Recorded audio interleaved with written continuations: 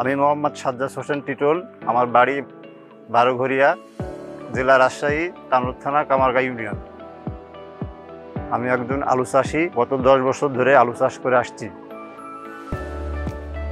গত 6 বছরে আমি অন্যান্য ছত্রাকনাশক ব্যবহার করেছি, আশানুরূপ ফল পাই নাই। গত 4 বছরে আমি বায়ারে ছত্রাকনাশক ব্যবহার করেছি, আশানুরূপ খুব ভালো ফল পেয়েছি।